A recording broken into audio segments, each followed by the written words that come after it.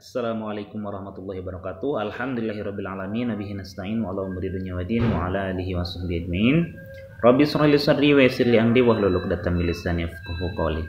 Anak-anakku, sebelum kita belajar, marilah kita sama-sama membacakan basmalah terlebih dahulu. Bismillahirrahmanirrahim. Minggu kemarin Bapak tugaskan anak-anak untuk membaca kisah Nabi Ilyas alaihissalam dan menceritakan ulang ya. Alhamdulillah ada yang sudah bisa ya, ada yang sudah pandai dalam menceritakan kisah Nabi Ilyas alaihissalam. Namun di sini Bapak akan mengulas kembali ya kisah Nabi Ilyas dan Ilyasa alaihissalam ya. Sedikit akan mengulas kembali kisah Nabi Ilyas dan Ilyasa alaihissalam. Jadi anak-anak, Nabi Ilyas ini diutus oleh Allah. Kalau misalkan di dalam buku ada pada bab 9 ya.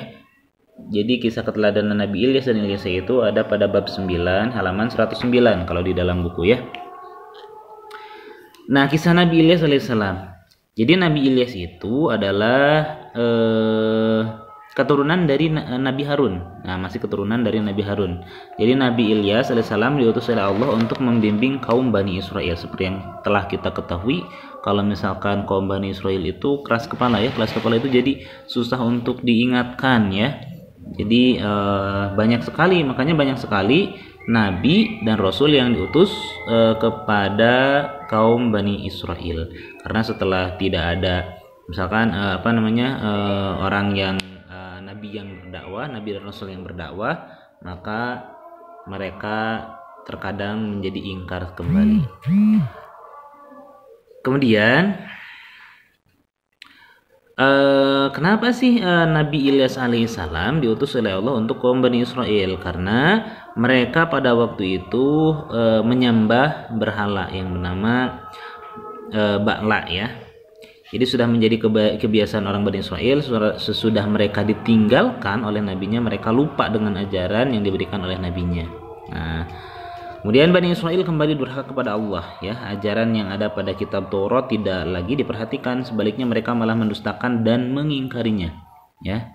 Jadi sudah tidak diikut lagi apa yang ada di dalam kitab Taurat. Bahkan mereka mendustakannya, mengingkarinya.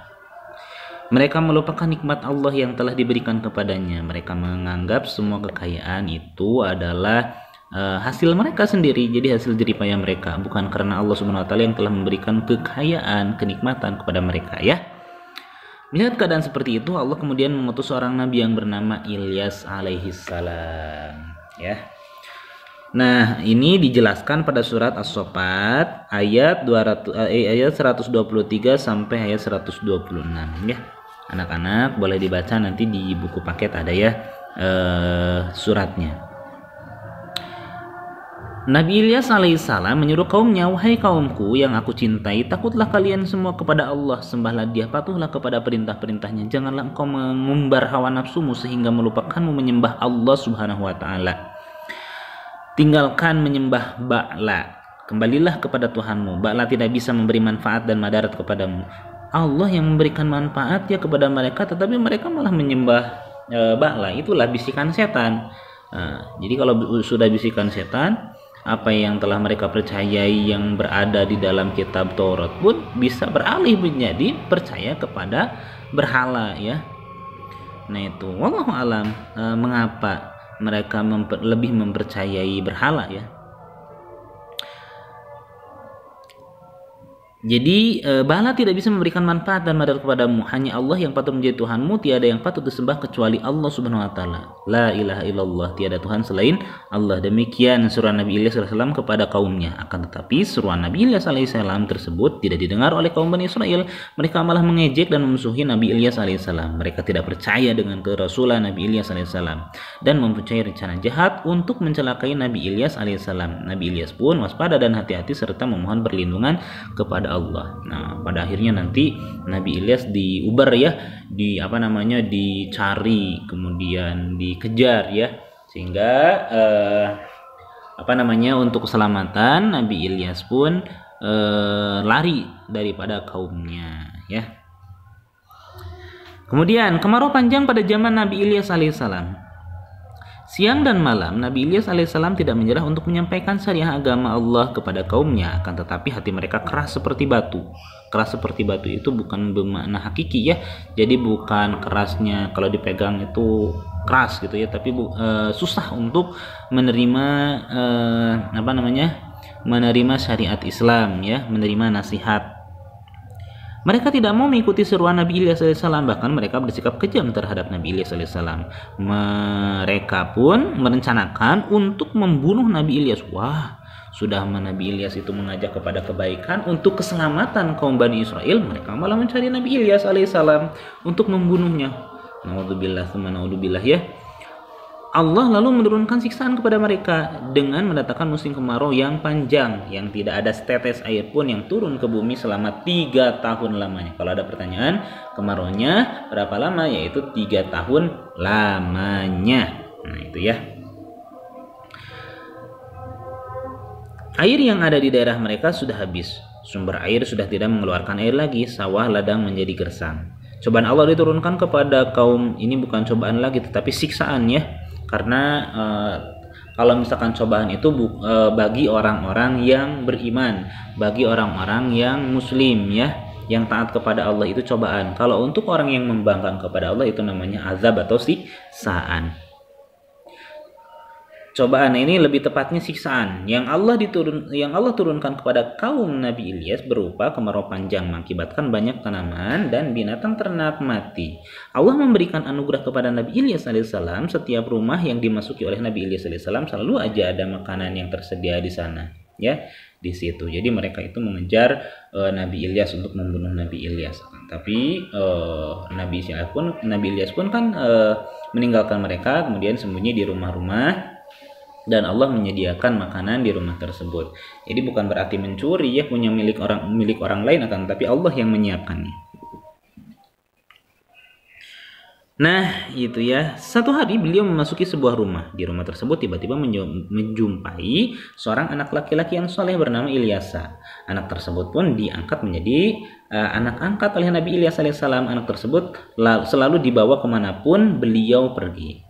Di kemudian hari setelah anak tersebut dewasa, Allah pun mengangkatnya menjadi nabi untuk menggantikan Nabi Ilyas alaihissalam. Jadi Nabi Ilyasa, ada Nabi Ilyas, ada Nabi Ilyasa. Nabi Ilyasa itu adalah anak angkat daripada Nabi Ilyas alaihissalam. Ya, ketika dikejar oleh kaum Bani Israel bertemu dengan seorang anak yang sedang sakit, Nabi Ilyas pun mendoakan Nabi Ilyasa alaihissalam dan akhirnya Allah menyembuhkannya. Dalam pengembaraan Nabi Ilyas alaihissalam tersebut, ternyata di luar sana banyak orang yang sedang mencari beliau, yaitu kaum yang telah membangkang dan mengingkari kerasalan Nabi Ilyas alaihissalam sebelumnya. Setelah dicari kemana-mana, akhirnya kaum Nabi Ilyas tersebut menemukan beliau dan mereka pun menyatakan bertaubat dan beriman kepada Allah. Jadi yang pertama, mereka mencari Nabi Ilyas itu adalah untuk niat jahat, yaitu untuk membunuh, mencelakai. Akan tetapi setelah azab Allah turun, ternyata mereka sadar, ternyata ini apa yang telah digambarkan atau diberitahukan oleh Nabi Ilyas alaihissalam, sehingga mereka ingin bertobat dan mencari Nabi Ilyas alaihissalam. Nah begitu ya anak-anak. Mereka memohon kepada Nabi Ilyas untuk berdoa kepada Allah supaya menghentikan musim kemarau dan meminta segera diturunkan hujan. Kami sudah menyadari bahwa ini adalah azab dan siksa Allah, wahai Ilyas. Maka kami meminta kepadamu agar engkau berdoa kepada Allah untuk menghentikan azab ini. Nah itu kata kaum Bani Israel alaihissalam. Nabi Ilyas alaihissalam pun berkata kepada kaumnya yang ingin bertaubat tersebut, jika kamu benar-benar beriman kepada Allah dan percaya akan kerasalanku, maka aku akan berdoa kepada Tuhanku yang juga Tuhan kamu semua. Lalu berdoalah Nabi Ilyas alaihissalam kepada Allah dan Allah pun mengabulkan doanya. Jadi kalau misalkan doa orang soleh itu cepat ya dikabulnya ya. Jadi cepat dikabulnya. Orang yang dekat dengan Allah itu pasti cepat untuk dikabulnya. Tapi sayang sekali taubat mereka tidak berlangsung lama. Mereka kembali durhaka kepada Allah. Akibatnya Allah menurunkan siksa dan bencana yang lebih dahsyat dari sebelumnya. Sebelum bencana mendatangi mereka, Allah memberikan Nabi Ilyas dan pengikutnya untuk meninggalkan daerah yang ditimpa bencana tersebut. Setelah Nabi Ilyas alaihissalam dan juga pengikutnya meninggalkan tempat tersebut, datanglah gempa yang sangat dahsyat. Jadi ini adalah bukti bahwa kaum Bani Israel pada masa itu keras hatinya ya. Jadi kalau misalkan ketika senang mereka lupa kepada Allah, akan tapi ketika sulit mereka mencari-cari perlindungan kepada Nabi Allah dan Nabi Allah ya, Rasulullah Allah ya. Nah, sehingga di sini Allah pun memberikan azab kembali kepada mereka karena mereka lagi-lagi melupakan nikmat dari Allah Subhanahu wa taala, ingkar kepada Allah Subhanahu wa taala dengan cara gempa ya, membuat gempa. Apa sih hikmah dari kisah Nabi Ilyas alaihissalam? Nah, jadi pasti setiap kisah para nabi, orang-orang soleh itu pasti memiliki hikmah atau manfaat. Nabi Ilyas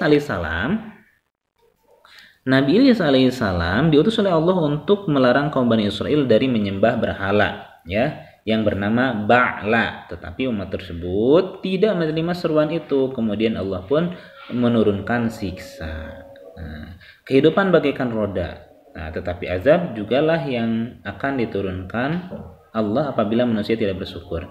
Maksudnya kehidupan bagaikan roda itu kan, kalau roda kayak kalau misalkan roda gerobak ataupun roda beca ataupun roda-roda yang lainnya pasti kadang misalkan ada pentilnya ya, pentil tahu ya, yang tempat mengisi angin ya, kadang dia berada di atas, kadang dia berada di bawah. Jadi roda itu selalu berputar, kadang di atas, kadang di bawah. Kita pun sama nih ya, manusia, kadang kita sulit, kadang kita mudah, kadang senang, kadang susah ya. Jadi walaupun dalam keadaan senang ataupun susah, maka kita harus tetap bersyukur, tetap taat kepada Allah Subhanahu wa taala. Ya, kalau kaum Bani Israel ketika senang mereka lupa kepada Allah. Kalau misalkan lagi susah aja mereka meminta pertolongan ya. Nah, itu adalah hikmah dari keteladanan Nabi Ilyas alaihissalam. Yang selanjutnya kita susul dengan Nabi Ilyas alaihissalam ya. Tadi dibahas sedikit tentang kisah Nabi Ilyas alaihissalam yang merupakan anak angkat dari Nabi Ilyas alaihissalam. Nabi Ilyas alaihissalam termasuk salah satu nabi para Bani Israel. Nah, beliau adalah berikut setia Nabi Ilyas alaihissalam. Nabi Ilyas bertemu dengan Nabi Ilyas ketika Nabi Ilyas bersembunyi dari kejaran Bani Israel yang membangkang. Ketika Nabi Ilyas alaihissalam memasuki sebuah rumah, di rumah tersebut ada seorang anak laki-laki yang tidak lain adalah Nabi Ilyas alaihissalam. Ketika itu Nabi Ilyas alaihissalam sedang sakit. Nah, seperti yang tadi Bapak ceritakan ya, Nabi Ilyas alaihissalam berdoa kepada Allah meminta kesembuhan untuk anak kecil yang bernama Ilyas tersebut. Ketika Nabi Ilyas alaihissalam sembuh, Nabi Ilyas alaihissalam mengangkatnya menjadi anak. Nabi Ilyas selalu mengikuti Nabi Ilyas alaihissalam pergi. Setelah Nabi Ilyas alaihissalam wafat, Allah mengangkat Nabi Ilyas sebagai nabi untuk menggantikan Nabi Ilyas alaihi salam. Nah, ketika Nabi Ilyas diutus, rakyatnya hidup aman, makmur, tentram, dan hidup rukun. Keadaan tersebut terjadi karena umat yang durhaka telah dimusnahkan terlebih dahulu oleh Allah Subhanahu wa taala ketika Nabi Ilyas alaihissalam. Dengan gempa itu ya, guncangan gempa. Nah, kemudian mereka menaati dan mematuhi ajaran Nabi Ilyas alaihissalam yang bersumber dari wahyu Allah. Mereka hidup makmur berkat rahmat Allah sampai beberapa tahun lamanya, dan tidak lama kemudian wafatlah Nabi Ilyas alaihissalam. Kaumnya merasa sangat sedih atas meninggalnya Nabi Ilyas alaihissalam. Setelah beberapa tahun lama kelamaan kaum Bani Israel menjadi ingkar kepada Allah. Ingkar lagi. Mereka meninggalkan ajaran-ajaran Nabi Ilyas alaihissalam. Semakin hari mereka semakin durhaka kepada Allah. Karena kedurhakaan mereka itu, Allah pun melenyapkan kenikmatan dan kesenangan dari mereka. Dalam kedurhakaan tersebut inilah kedurhakaan kaum Bani Israel ini, kemudian hari Allah mengutus Nabi Yunus alaihissalam. Diutus lagi untuk kaum Bani Israel, yaitu Nabi Yunus. Banyak ternyata ya yang nabi-nabi yang diutus untuk kaum Bani Israel untuk menjadi penerus dakwah dari Nabi Ilyas alaihissalam yang wafat. Apa sih hikmah dari keteladanan Nabi Ilyas alaihissalam? Nah, yang pertama, setiap umat durhaka di muka bumi ini akan mendapatkan siksaan dari Allah, baik yang langsung ya di dunia ataupun nanti di dalam akhirat ya. Kalau kita durhaka pasti ya, sekecil apapun kesalahan yang kita lakukan maka itu akan ada pertanggungjawabannya. Atau sekecil apapun apa yang kebaikan yang kita lakukan maka itu pasti akan ada pahalanya ya. Nah, Allah akan mengganti mereka dengan umat yang baru. Itulah perputaran hidup yang dijadikan oleh Allah Subhanahu wa taala. Manusia yang mau belajar berpikir dan mengambil pelajaran akan memperoleh petunjuk dari Allah. Jadi kita ingat, kita pikirkan, kita renungkan dari kisah Nabi Ilyas alaihissalam ya. Jadi tidak ketika senang kita harus tetap ingat kepada Allah maupun ketika susah. Kalau misalkan kita ingkar kepada Allah, maka cepat atau lambat di dunia ataupun di akhirat maka pasti akan mendapatkan balasannya. Sikap ikhlas Nabi Ilyas alaihissalam dan Nabi Ilyas alaihissalam. Nah, tahukah kamu apa itu ikhlas? Nah, bagaimana caranya agar kita mampu berbuat ikhlas? Apa sih ikhlas itu? Ikhlas dalam arti bahasa adalah bersih, jernih, dan murni. Sementara menurut istilah beramal semata-mata mengharap ridho Allah. Pengertian ikhlas ini biasa kita tahu adalah berbuat tanpa pamrih, semata-mata mengharapkan keridhaan Allah. Jadi ikhlas itu tidak mengharapkan imbalan dari manusia, tetapi mengharap imbalan dari Allah. Semata-mata beribadah karena Allah Subhanahu wa taala. Ikhlas sangat menentukan diterima tidaknya amal perbuatan oleh Allah. Kalau kita salat, kemudian kita tidak ikhlas, itu berarti pahalanya juga tidak akan sempurna ya. Kalau kita bersedekah tetapi tidak ikhlas, maka Allah pun tidak akan memberikan pahala. Maka harus ikhlasnya di dalam hati karena mengharap ridho Allah. Sikap ikhlas sangat dibutuhkan dalam kehidupan sehari-hari. Seperti ikhlas, contohnya ikhlas membantu orang tua, membersihkan rumah, ikhlas membantu teman yang sedang membutuhkan, juga ikhlas dalam melakukan ibadah apapun itu ya. Nah, itu mungkin yang dapat Bapak sampaikan. Terima kasih. Mohon maaf apabila ada kesalahan. Kalau misalkan ada pertanyaan, boleh nanti anak-anak chat lewat WA ya. Itu saja mungkin yang dapat Bapak sampaikan. Terima kasih ya. Kita akhiri dengan bacaan hamdalah. Alhamdulillahirabbil alamin. Akhirul kalam. Assalamualaikum warahmatullahi wabarakatuh.